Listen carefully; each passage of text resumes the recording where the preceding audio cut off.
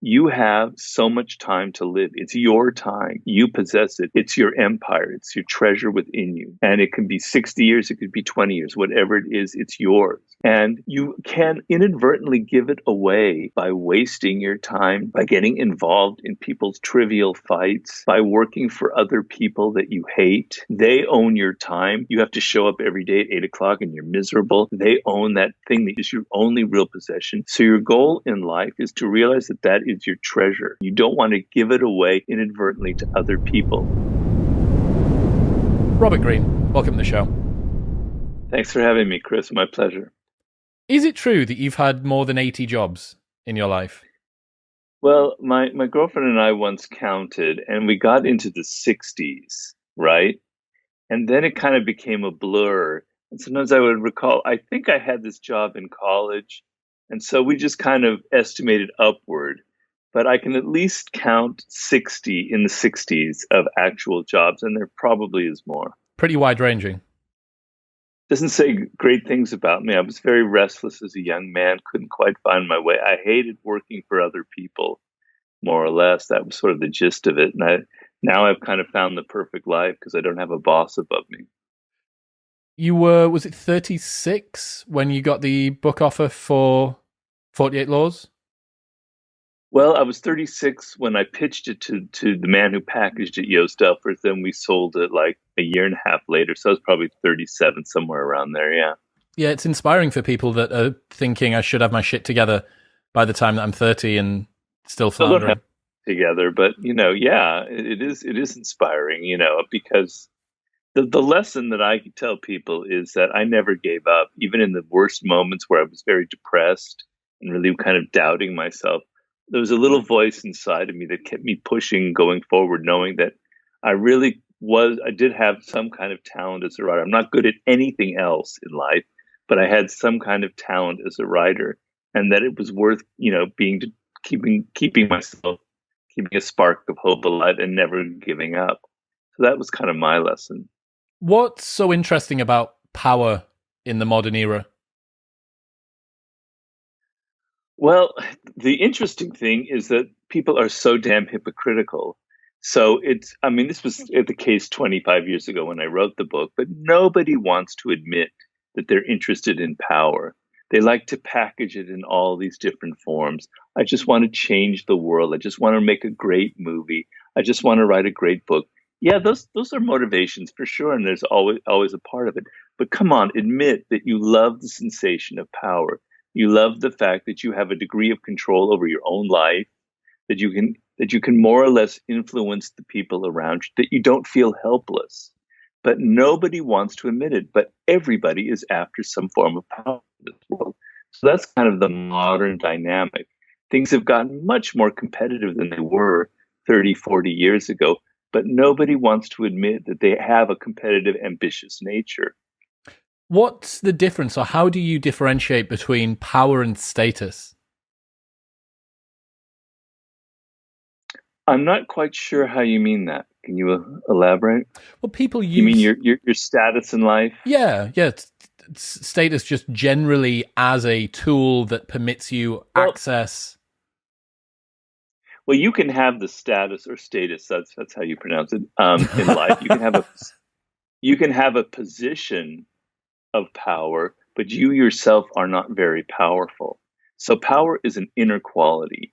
Power is a sense of control over your emotions, a sense of being able to see into the future and kind of devise plans for getting what you want, being strategic in life.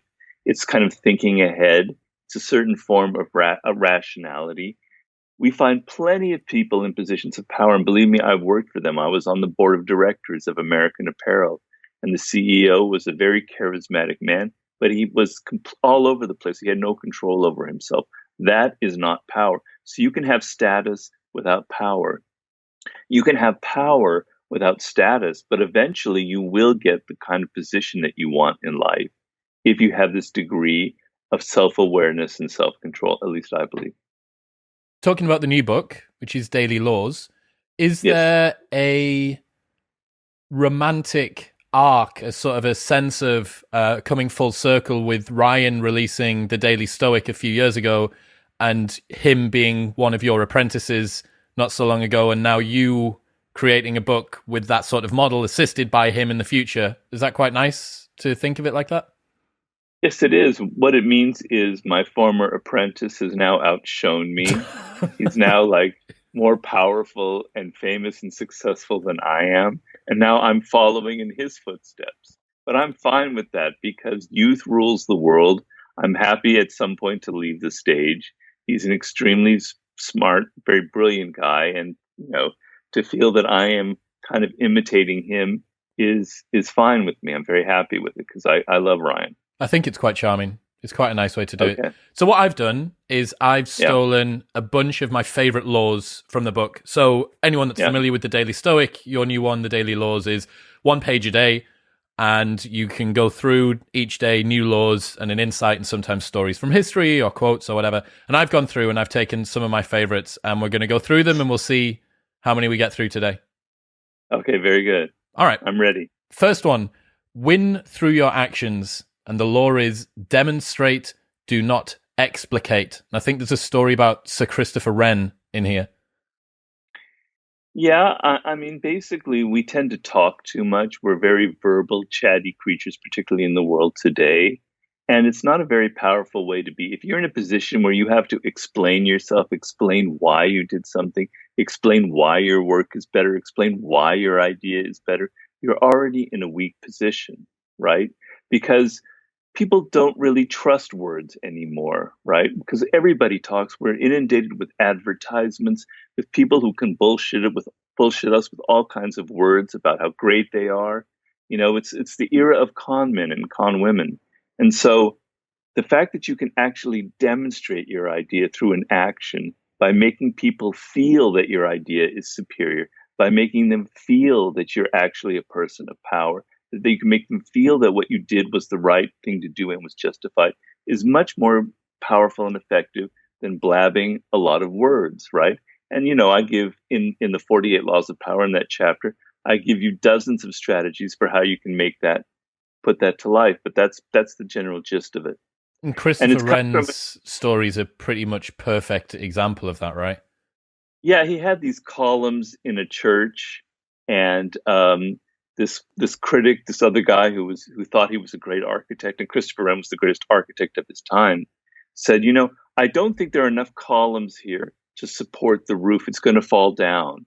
And Christopher Wren goes, God, what an idiot, I mean, obviously I know what I'm doing. But instead of arguing with him, what he did was he put in an extra column, just like the guy said, but he left a little space of like 6 inches at the top. So it actually wasn't supporting the roof.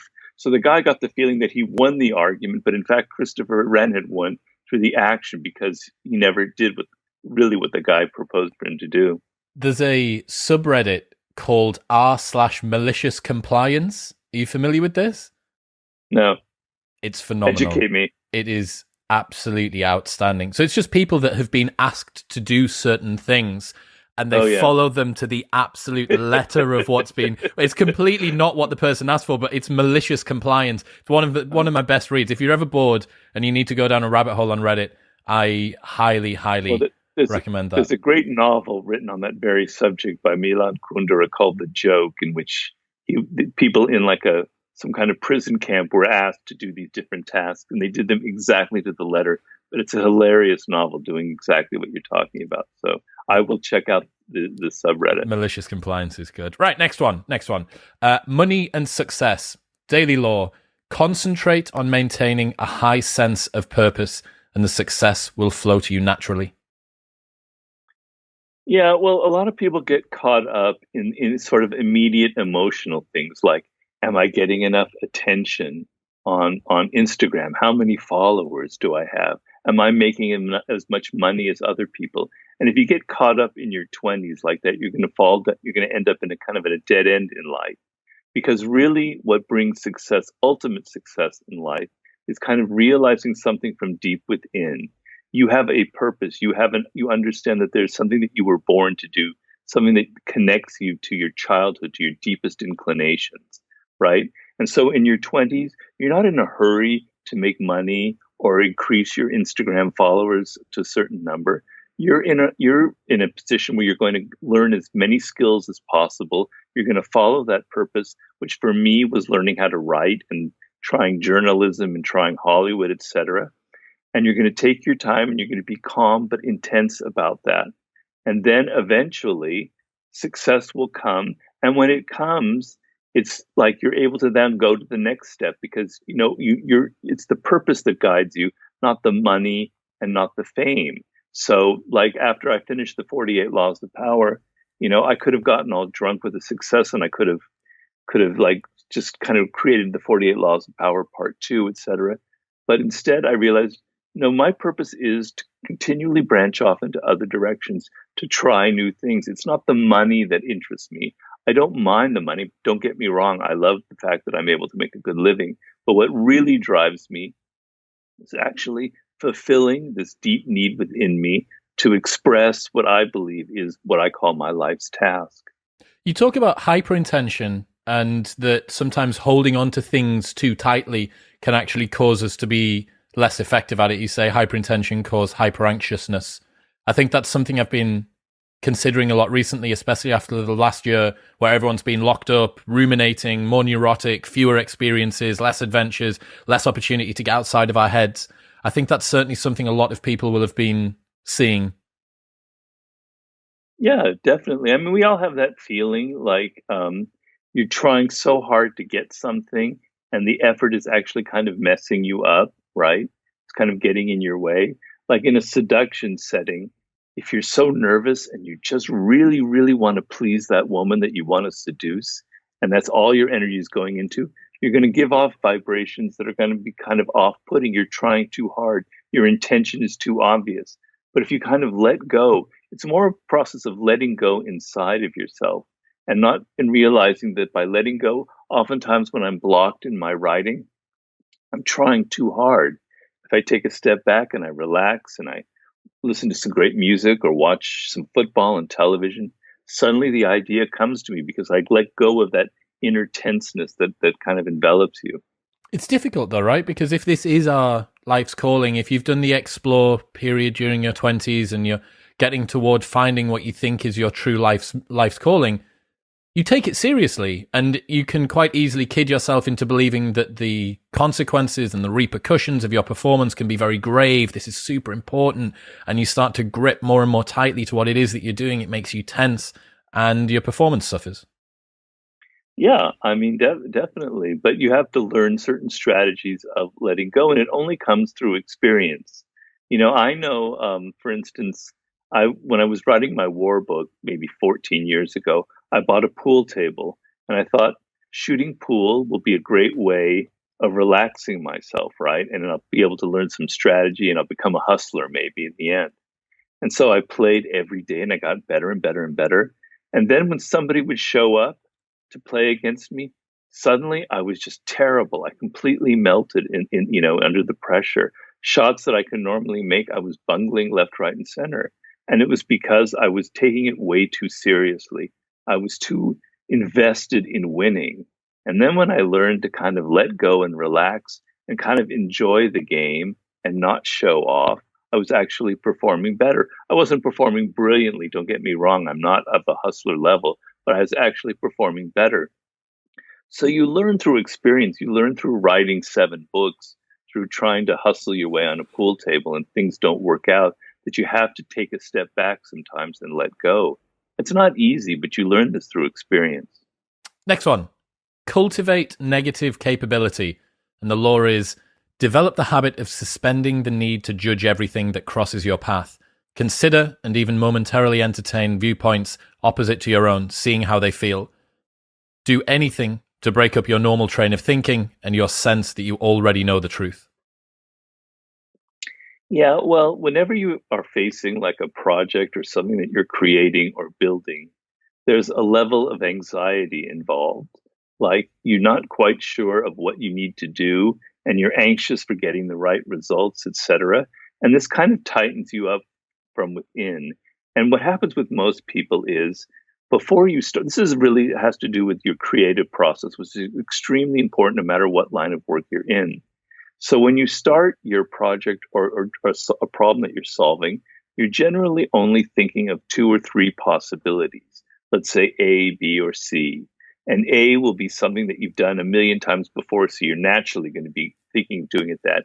And B might be something that you heard somebody else do or whatever, and maybe you'll try that out. And C is some kind of odd thing that you probably will never try anyway. Anyway, and so you're going to follow these paths, right? Because you already assume what you think is the answer before you've started.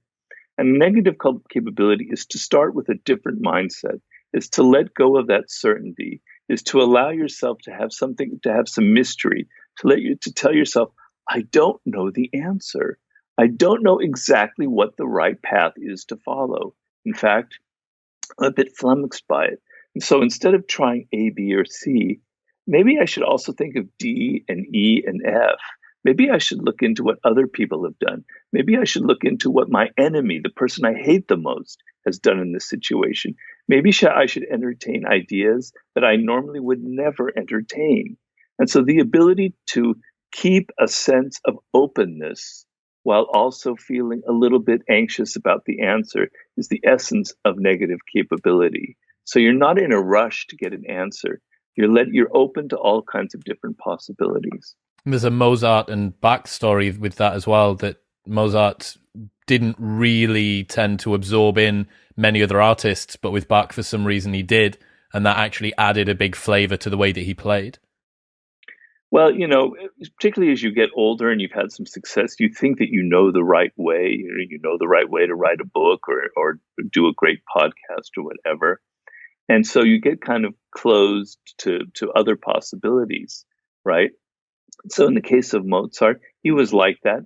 But then he was like looking at the scores of the great composer Bach, who had kind of fallen out of fashion by that time. And he was going, my God, there are actually things in here that are far superior to anything I've ever composed. He's on another level than I am.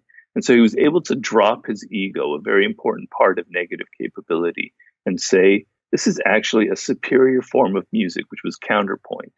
He said, I'm going to actually try and incorporate Bach into my music. I'm not going to imitate him. I'm going to incorporate his ideas. And it led to a whole new level of creativity in his career and music that survived the centuries. So the ability also to drop your ego and admit that other people might have a better. Yes, sorry, go ahead. It's interesting that people can be so nimble like that. Think about the startups at the moment. You've got companies that have less than 50 employees and they're in the FTSE 500 or FTSE 100. Why? Well, it's because they're able to adapt very, very quickly. They don't have these huge diseconomies of scale. They're not these big fat leviathans that people need to drag lumbering along with them. They're able to move with the market, and they don't have these cultural challenges where the guardrails are brought in. And then they get bought out by Google or Microsoft or Amazon. Ruin it. Then they ruin it. Ruin it, which is the sad fate of our world right now. But I completely agree with you on that. Yeah. Yeah. All right, next one. Remake yourself into a character of power.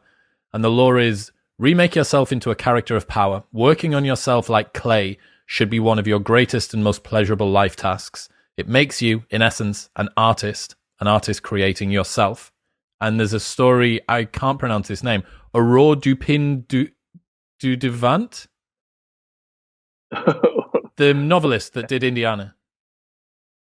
George Sand? Yes. But, is that about George Sand? Yeah, but the woman. Yeah. Okay. Yeah. Yeah. Well, it's basically, we're creatures, we're animals that judge people by appearances. And we don't like to admit that, but we pick up vibes from people's appearance, their face, their body language, their presence, and we kind of judge them based on that. And once we've judged people, that's kind of who they are in our mind. And if you let people continually kind of pin you down, this is who you are, Chris, this is your type, etc., it kind of limits your freedom, because their opinion of you will actually constrain what you can do, right? Your reputation kind of precedes you. And so you want to turn this around and think of your image as something that you get to play with, as something that you get to create. It's like your greatest work of art. You want to take control of the process of how people can judge you, right? Which is, you think is a little bit different. I should just be who I am. But you're never exactly being who you are. You're always in some ways crafting your words and your persona and how you present yourself depending on the people you're dealing with. And I'm simply telling you here to take greater control over that, to make it more conscious, to think of yourself as a kind of actor in this world, right? And your acting is you're not just doing anything, you're not just being yourself, but you're learning to play a role and you're learning to sometimes change your image, right? And some of the most powerful people in this world, like a David Bowie, for instance, or a Pablo Picasso, they were constantly changing their image every 5 or 6 years. It didn't make them seem crazy. It made them seem incredibly powerful. We wanted to see what is the next incarnation of David Bowie? Who's he going to be now in the 80s, etc. It's very powerful, right? And in the case of Georges Sand, she was a woman at a time where women novelists were not very successful.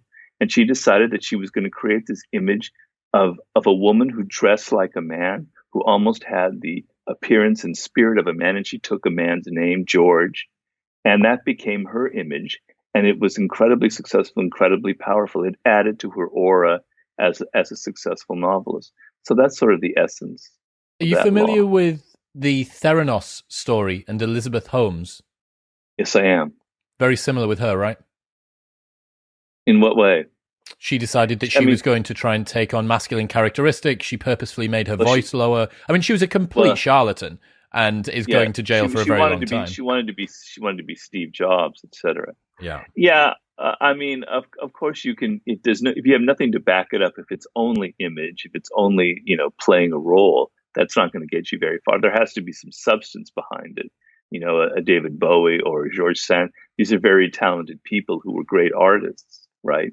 So it's not that you're just a con artist. So, you can take that too far.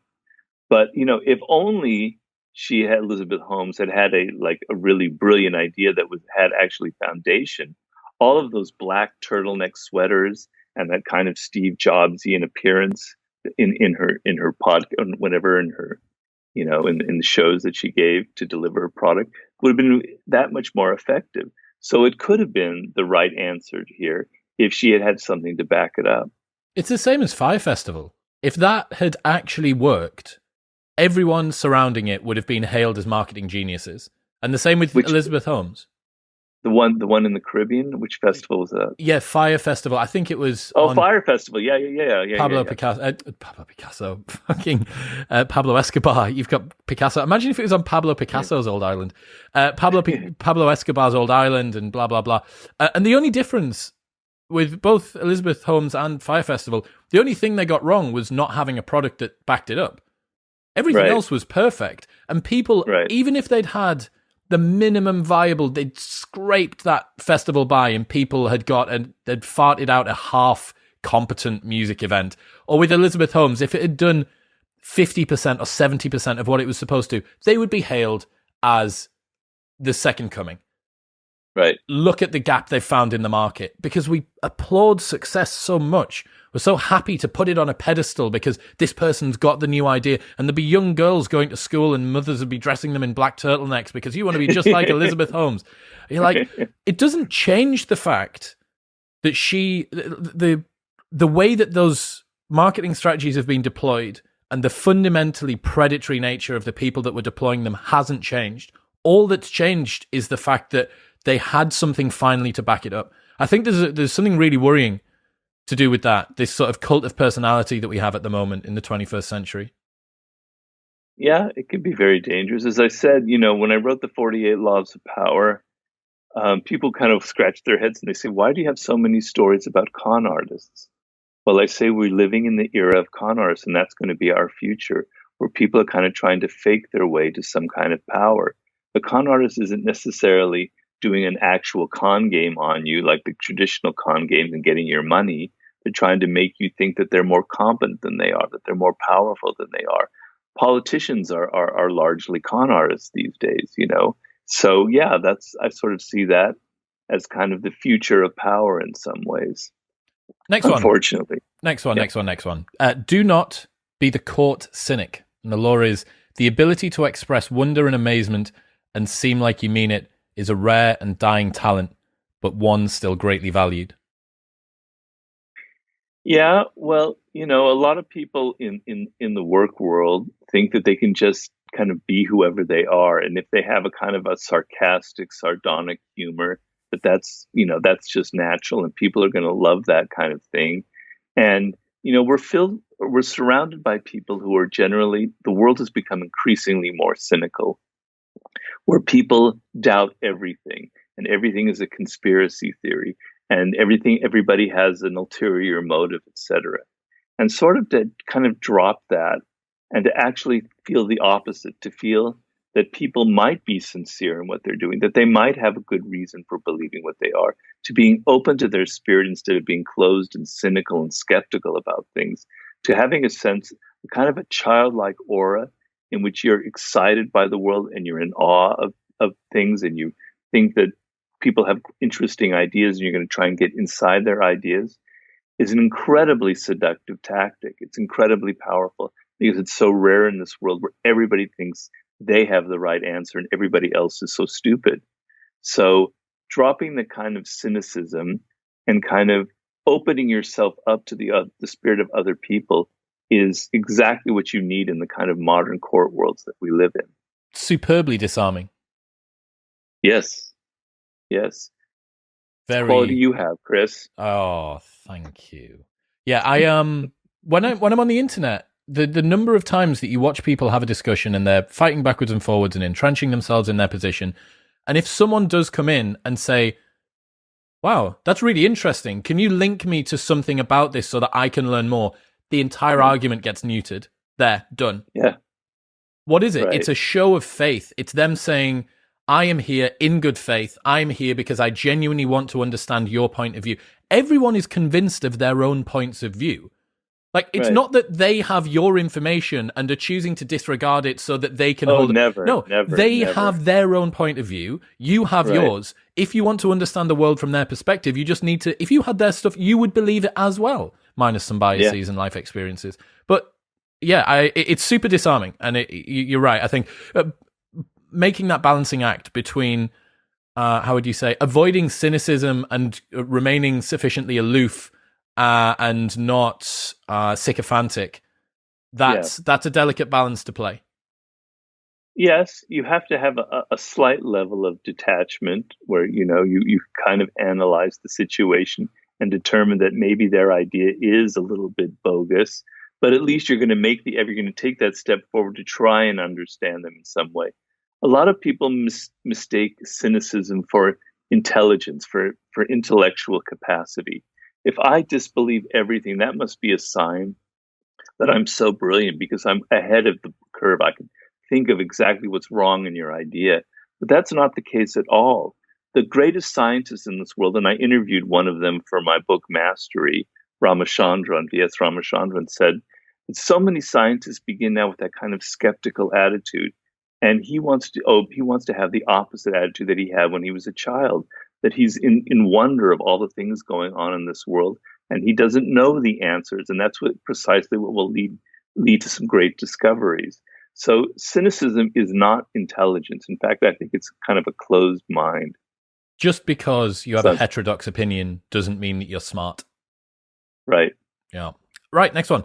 Judge them on their behavior, not on their words. What you want is a picture of a person's character over time, restrained from the natural tendency to judge right away, and let the passage of time reveal more and more about who people are. This is something I see play out pretty much every single year that I exist on this planet. Well, I do a lot of consulting work with people in various lines of work in, sports, in politics, in entertainment, etc. And the number one problem that people have is they've hired someone, a business partner, a manager, an employee to help them, and it ends up they're a disaster. They're like trying to get the company away from them. They're just so incompetent. I had no idea. Tell me, Robert, how can I get out of this? Well, I'm going to tell you how to get out of it. But first, I'm going to teach you the number one thing is never hire these fuck ups in the first place.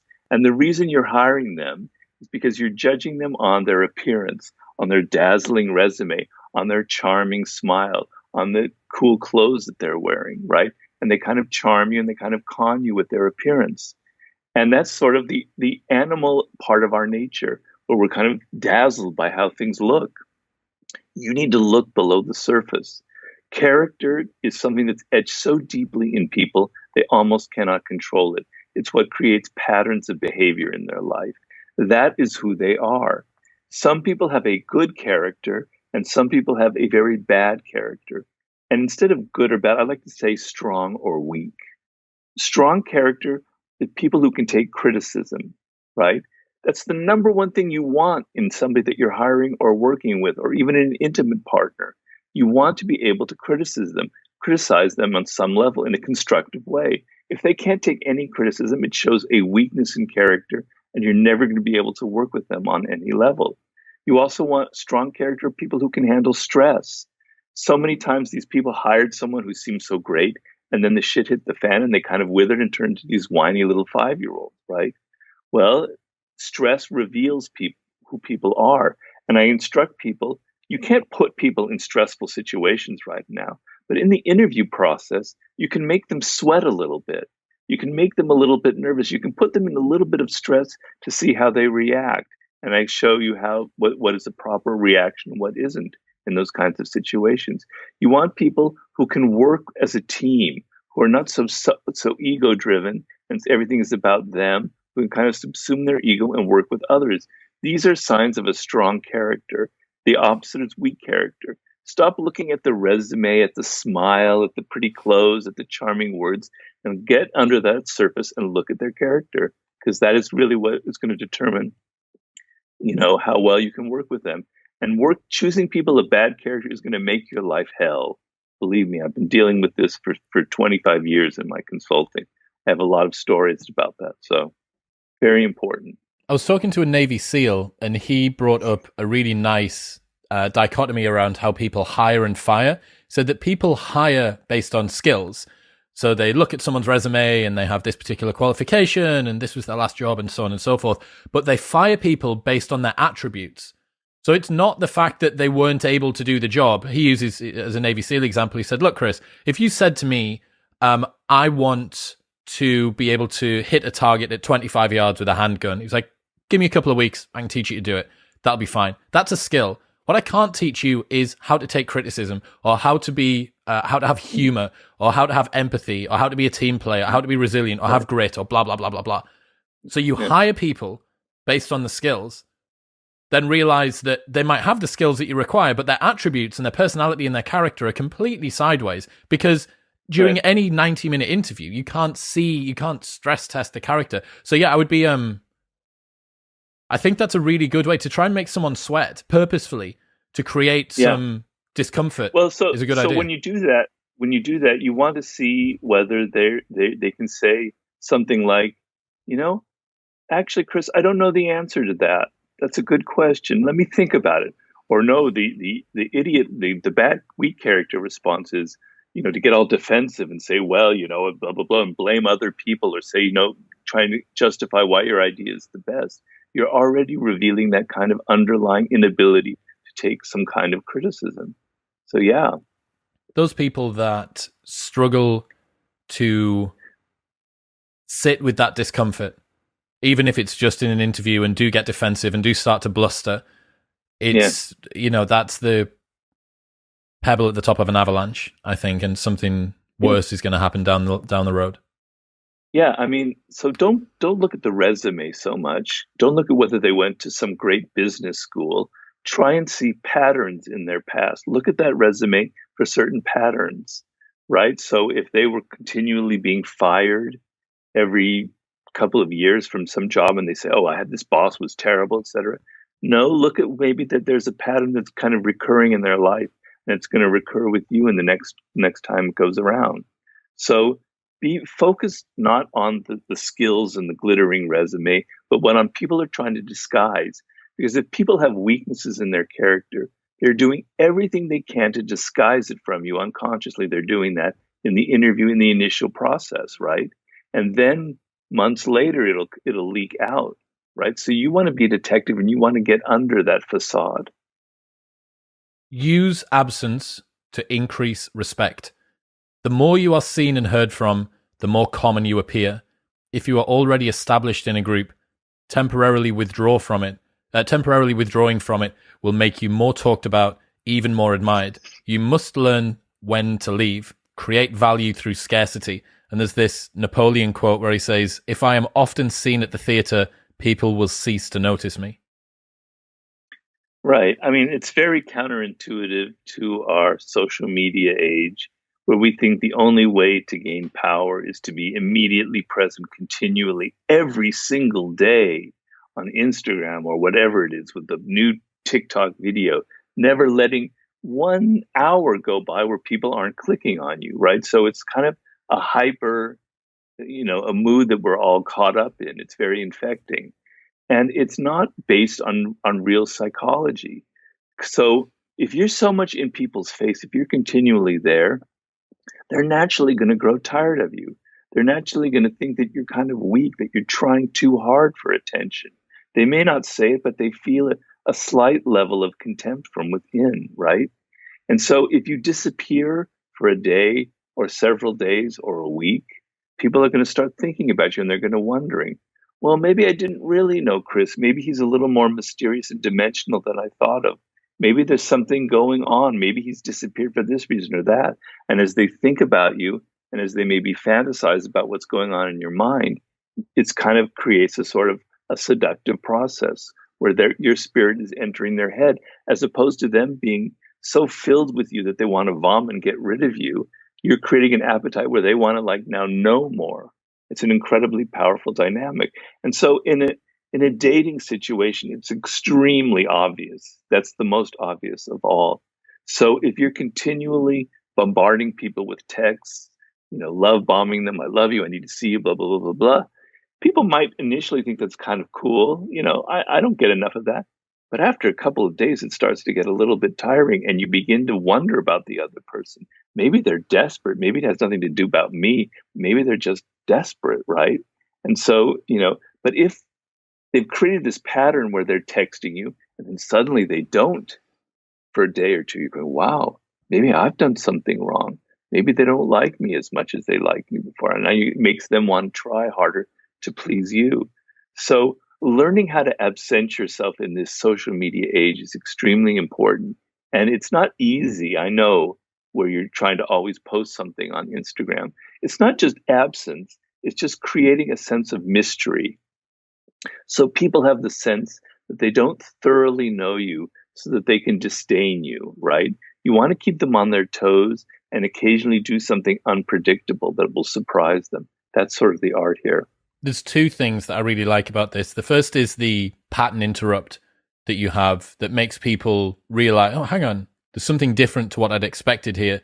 And the next one is the scarcity creating demand, that you use the example of the tulips, that bubble market.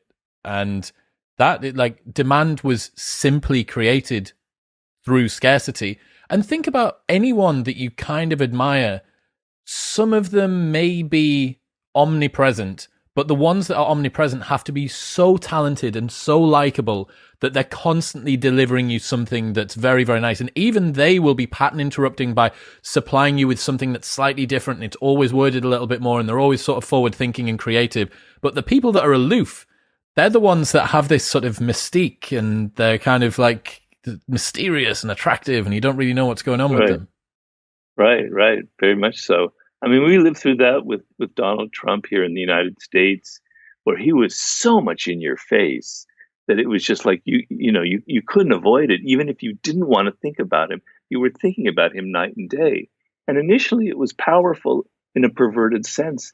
He captured so much of our attention.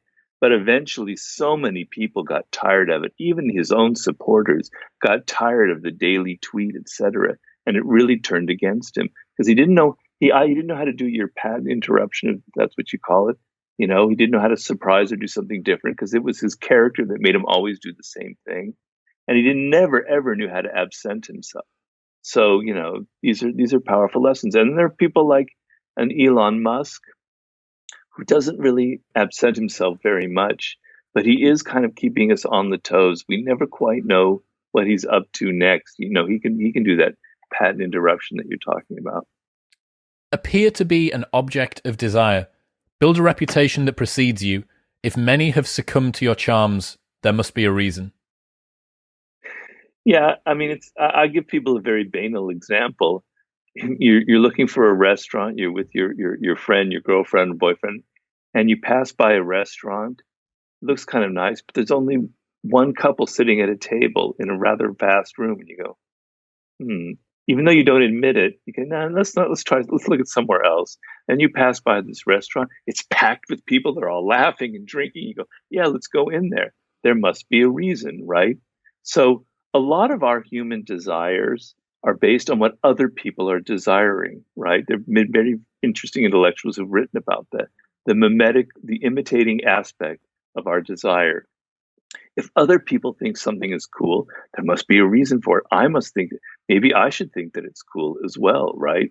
So you want to continually create triangles of desire where the product that you create or the person that you are is desired by so many other people that it creates a kind of a viral effect and attention is brought to you. So I don't like to often admit this, but I'll tell the story about how I seduced my current girlfriend, who we've been with for quite a while. It was like my birthday. We had already had two dates, and I didn't think she was that into me. I wasn't quite sure, the level of interest in me. So this was before I wrote The Art of Seduction, I have to admit. So I invited her to my birthday party, knowing full well that eight of these really beautiful women would be there who happened to be my friends at the time, right? They would be all around the table. And I knew that seeing that, she would immediately assume that these women were kind of interested in me, or that there must be something enticing about Robert to have attracted all of these beautiful women. It could have been totally fake. They were just friends of mine, but it worked as a charm, and she admits it to this day. So creating triangles of desire is extremely important in this world, even if it's a product that you've created or in a seduction facet. And I talk about in my last book about the French designer Coco Chanel, who was really brilliant at that. Whenever she created some design, some new kind of outfit or whatever, she made sure that women saw other women wearing her outfits everywhere. She purposely hired models to do that. And they go, wow, other women are buying this. I have to be interested in it. So even in a marketing sense, you want to continually create these viral effects. Yeah, mimetic desire is a hell of a drug. There was wasn't there something, a marketing campaign that was done with cigarettes and women? Wasn't it seen unbecomingly for women to smoke for a while, and then they got models and they paid models to walk down some street in New York? Have I got this right? Yeah, this was Edward Bernays. I talked about that in The Art of Seduction. He was a cousin of Sigmund Freud. He was one of the most brilliant public relations people in history. And he created this like Liberty March That was it. in which women marched down Fifth Avenue in mass smoking cigarettes. And it wasn't now this kind of dirty little thing that louche women did. It was now a liberty thing, a liberating thing. It's great for women here in the 1920s. It's a new era, but it's not just one woman in a dark corner. It was like hundreds of them marched down the street all smoking. And it was immensely effective. It's one of the great advertising campaigns of the modern era. Didn't they call them, was it like freedom torches or something? They'd even given them some I think cute so. little name. I think so. I think you're right. Yeah. It's been a long time since I did that story, but I have no idea where I've pulled that story from. I've totally bro-scienced it. It's from my book. Oh, there we go. Right, next one. Time is all you have. Resist the urge to respond to trivial annoyances. Time lost can never be regained. Yeah, well, I talk about this. I don't know if it's the same law, but I talk about dead time versus live time. And what I mean by that is, um, you know, you have a lot of possessions in this world. You have your car, your house, the money that you've saved, et cetera, et cetera. All these things, even your loved ones, can eventually be taken from you, and they will be taken from you at some point in life because that's the nature of our transient existence. The one thing, the one thing that you own that can never ever be taken away from you ever until you die is your time, right? So when you're born, the umbilical cord is cut, you have so much time to live. It's your time. You possess it. It's your empire. It's your treasure within you, right? And it can be 60 years, it could be 20 years, whatever it is, it's yours, right? And you can inadvertently give it away by wasting your time, by getting involved in people's trivial fights, by working for other people that you hate. They own your time. You have to show up every day at 8 o'clock and you're miserable. They own that thing that you is your only real possession. So your goal in life is to realize that that is your treasure and it's something that you own and you want to make it your own. You don't want to give it away inadvertently to other people. So let's say you're working at that shit job and you have that horrible boss and you're miserable, right? That time that you have there, those 8 hours, is what I call dead time. It's like something that was originally kind of green is sort of turning brown and withering and dying on the vine. It's died within you. It's totally brown, right? And you're miserable and you're resentful and you go home and you're bitter, etc. You can turn that around and make those 8 hours a live time. You tell yourself, all right, this isn't my future. I'm not going to be flipping burgers at McDonald's forever. Okay. So maybe when I go home at night, I'm going to start studying something. I'm going to go to night school. I'm going to create a different plan for my life. All right. Also, the people in this restaurant, maybe there's some interesting psychologies going on, even with my coworkers. Maybe I can learn something about how to deal with people. Maybe I can learn what my weaknesses are. Maybe I can develop some kind of empathy with it. Maybe I can see that there are things that I can learn even from the worst possible job. Suddenly that dead brown time starts turning green, and little sprouts start showing up on the tree limb, right? So that's how you create a lifetime, by saying, it's mine. I'm going to create something worthwhile out of it. I'm not going to give it away to others. I'm not going to be sucked into their dramas and their games that they try and get me to play with. This is my time. I'm going to own it. I spoke to a friend on the show and was sad about the fact that I used to have a very small, minor existential crisis every time I went to the supermarket after work at 3 a.m. So I was working in a nightclub and I'd finish up and then it would be 3 or 3:30 a.m. and I'd realize I didn't have any food for tomorrow or there's no milk or whatever. And I'd go into the supermarket and it was just the perfect amalgamation of fatigue and hunger and what the fuck am I doing in a supermarket at 3:30 in the morning?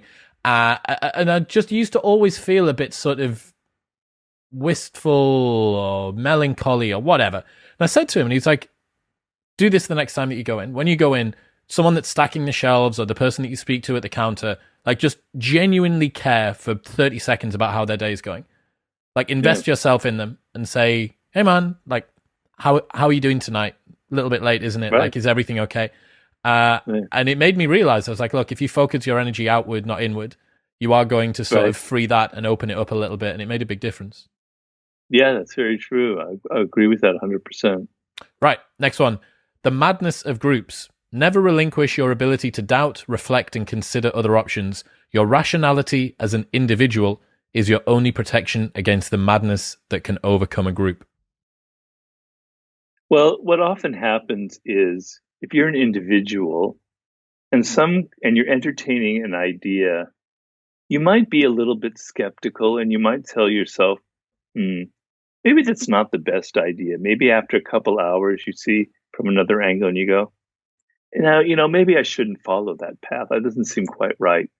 But in a group setting, the very opposite happens. When a group starts entertaining an idea, that ability to step back and detach and to analyze it suddenly goes out the window, right? Because other people are focusing on this idea and you get caught up in the group mentality and suddenly everybody is signing off on this idea and not reflecting on the possible negative consequences. So if you're an individual and you choose a particular path and it fails, you're going to pay terrible consequences. The stakes are high. So naturally, you're going to think more deeply about the possibilities. But when you're in a group and the boss is advocating some kind of ridiculous scheme that everyone's kind of buying off on, in the back of your mind, you go, if this is wrong, if it fucks up, well, I'm not going to blame because it's everybody else there. So all of these kind of group mentalities start kicking in, and it's kind of a madness. It's a kind of delusionary process. If you as an individual went through that delusionary process, you would be homeless. Your life would be a complete wreckage right now. right? If every time you thought of some idea, you immediately convinced yourself it's brilliant, it has to work, and I'm not going to pay any consequences, you would probably be dead. But in a group setting, you can get away with that. Oh yes, and how many Hollywood meetings when I worked in Hollywood before that did I actually see with my own eyes this very dynamic where some really bad script was being entertained by some producer, but because the producer liked it, everyone was now like felt the need to kind of say, yes, I think it's pretty good, even though everybody knew it was a shit script. And suddenly, this thing that you thought was the worst movie that this worst script that was ever written, is now being passed into production. It's going to happen. And nobody in that group meeting kind of raised their hand and said, you know, Mr. Producer, I think there's some things that really need to be changed. I think the whole idea is actually pretty rotten. It's not going to work very well. If one person had done that, then maybe something had changed. But the whole group signs off on it, and this really pathetic, stupid movie actually gets made. Believe me, I saw that time and again. So groups have a kind of madness, a kind of delusionary process where the consequences of what could have go wrong are suddenly spread out about so many people, and you get drawn in to the kind of group mentality where it's natural. You don't want to be that one person saying, "No, I don't think this might be so good," because you're going to be ostracized. People are going to wonder about you. So it creates this kind of insanity dynamic in a group, and it's very dangerous. What's the solution then as an individual? How do you play that game? Well, as an individual, you have to have, well, first of all, the most important thing, this is what I do in my consulting, I say, it really starts from the boss, from the person who's like going to spread the bad idea among the group, right? That you have to realize that you don't want a bunch of yes men and yes women around you. You want to create a dynamic in which people can raise their hand and say, this idea is shit, Mr. Boss, even though you might fire me. That's a sign, that's a strong character that we're talking about. So it really starts at the top, right? Where that person is able to create a group dynamic where some kind of air from the outside is let in and people can actually express some of their true opinion. And if you're caught in that kind of dynamic where it's the boss is like that, it's very dangerous and very delicate because your job might be on the line. So maybe you kind of sign off on the group dynamic so you're not fired, so you still can have a paycheck and pay for your food and clothing, etc. But in your mind, you don't seduce by it. You create some distance and you go, I know this is a bad idea. I'm not going to get sucked into it. I'm not going to get personally involved in it. And in any time in the process, if I can bring in a little word of criticism or a little breath of fresh air, I'm going to try and do it. I'm not going to emotionally invest myself in this group madness. Suffer fools gladly. Detach yourself emotionally from fools, and while you're inwardly laughing at their foolishness, indulge them in one of their more harmless ideas. This one I thought was quite interesting. Well, it's one that I'm not so good at myself, and I've worked at it over the years because I've hired people who are quite honestly very incompetent, who end up, I violated my own law here about character, and I admit it, and they're incompetent, they're lazy, and they're foolish. And man, it gets under my skin. And well, man, I want to beat the shit out of them. And man, it's hard for me to control my emotions. But I try very hard. And part of the strategy that I talk about in Suffer Fools Gladly is to take a step back and realize you are probably a fool yourself, right? You, Chris Williamson, have a foolish side to himself. You play the fool sometimes, even though you don't want to play the fool. Me, Robert, you sometimes can be very foolish and very stupid, even though you wrote the 48 Laws of Power. You often violate the 48 Laws of Power. There's a side of you that is quite foolish and quite emotional and quite reactive, despite how great you think you are. And when you have that and you're dealing with someone that's getting under your skin, who's got really bad ideas, who isn't working hard enough, although it's hard for me when people don't work hard enough, because I can excuse bad ideas and other things, but if you're not working hard enough, that's really hard for me. But Effort anyway, feels very much within someone's control, right? Exactly. But beyond that, if it's people, they're just like not very bright and they're kind of slightly incompetent, have a little bit of empathy. Maybe you don't want to work with them. Maybe you're trying to find a way not to be involved in their life in a way that's going to have terrible consequences for you. But maybe have some empathy by focusing on the fact that you're not as great and smart and wise together as you think you are, that we all have a foolish side to ourselves. So that's how I've kind of been able to kind of overcome the fact that I don't suffer fool's gladly. I think it stops us from feeling so caught up in the natural vicissitudes of other people trying to do their, just go about their days. There's all of those people that you hate follow online. The only reason that you follow them is because their life is a slow motion car crash. And we've all got those. It's this odd catharsis that we have by knowing that someone else's life is consistently shit. You think, yes, mess up again, go on.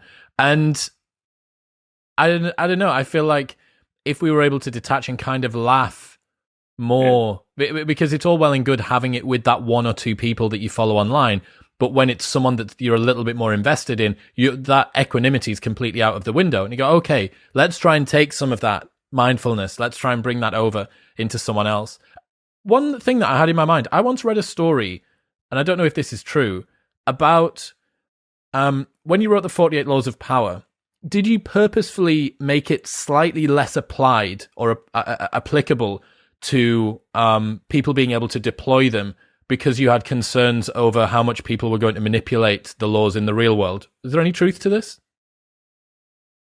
Well, I did want to kind of keep it open-ended, and the real point of the 48 Laws of Power was to open people's eyes who are a bit more like myself, who are a bit more naive and innocent, who enter the world with a bit of that foolish side that I mentioned of. And that certainly was me when I was in my 20s, right? I suffered a lot. I violated these laws. I was observing people of power. So when I wrote the book, it wasn't with the intention of helping assholes become even better assholes. It was with the intention of protecting people like myself from having to continually deal with assholes and not being so naive in my dealing with them and being aware of kind of the games and manipulations that they play. So I wrote the book from that kind of schlemiel perspective, if you will, from that outsider perspective. And, at times I would catch myself kind of not doing that so much, and then I would go return to that. And so I tried to build it into the way I wrote the book, where when you read about get others to do the work, but always take the credit, which is what happened to me 90 times in Hollywood, I wrote it in such a way that you would feel like, this has happened to me. This is what other people are doing to me. I better be aware of it. So I was trying to get cues to the reader that this isn't necessarily what you want to do. It's what you want to be aware of, or create a cult-like following, play on people's need to believe to create a cult.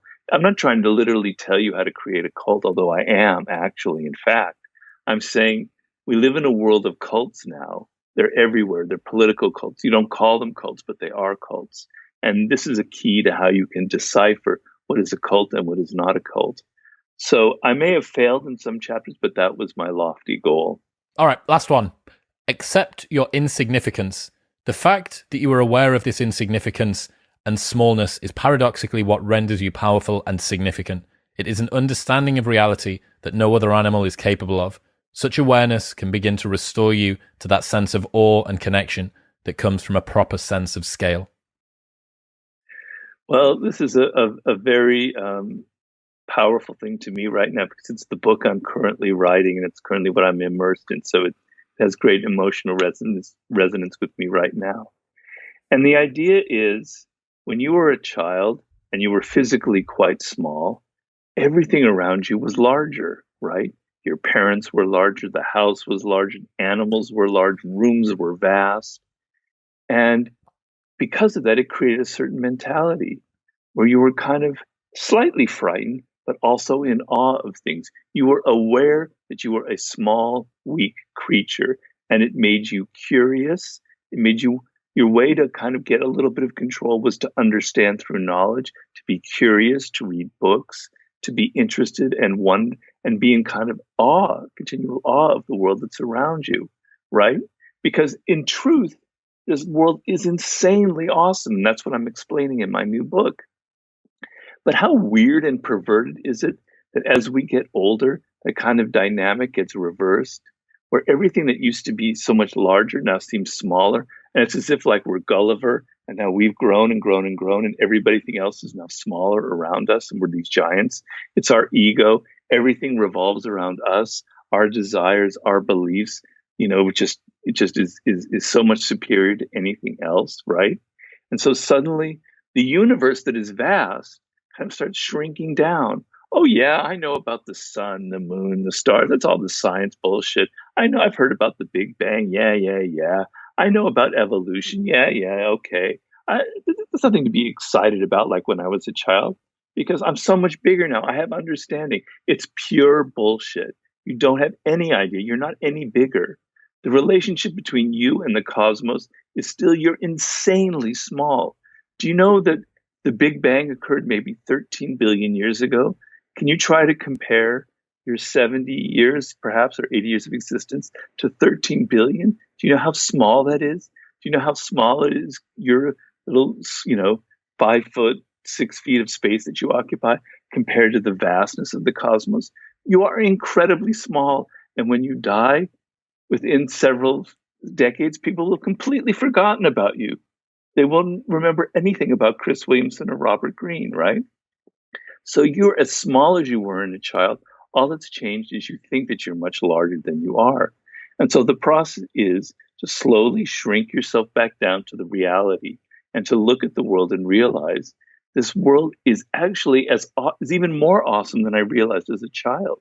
You know, I, I did a lot of science for that particular chapter that I'm reading about.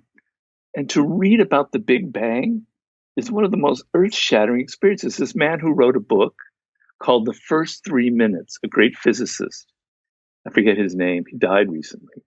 He described the first 3 minutes of the universe as best he could. Now, probably in 100 years, it'll all be seen as nonsense. But the thought of what was actually going on from this tiny kernel, this thing that was our universe was so small, it was nothing. And then it kind of explodes and then it expands in the heat and the look and the feel of it and the power of it.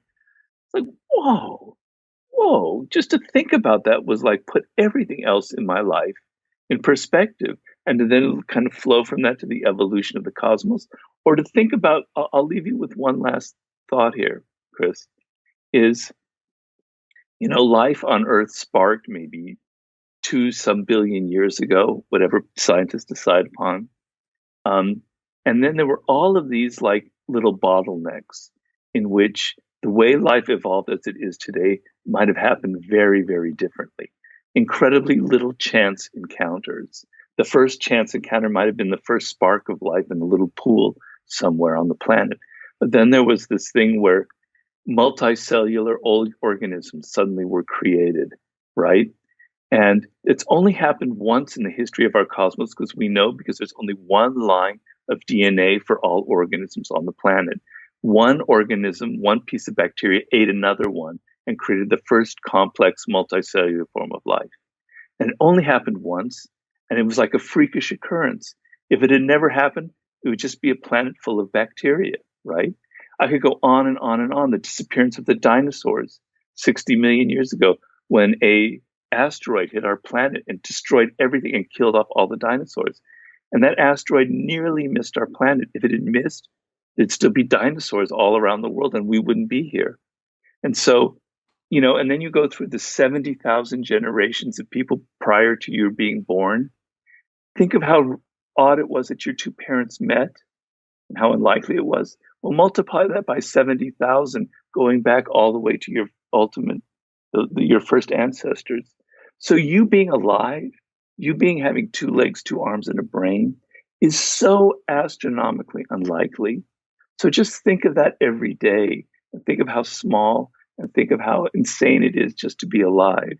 So that's sort of the point of returning to that initial smallness that I was talking about.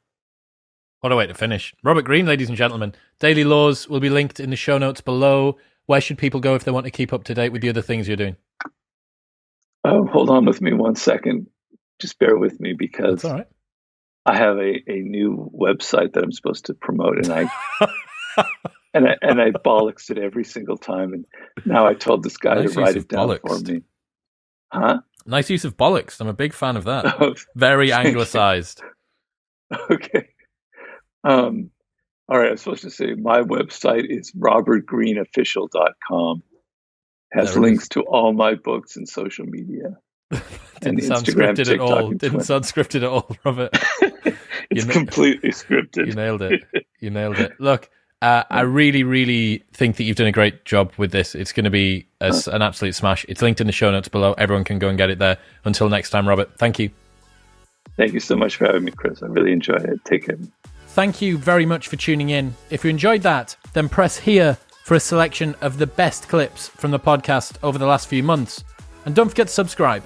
It makes me very happy indeed. Peace.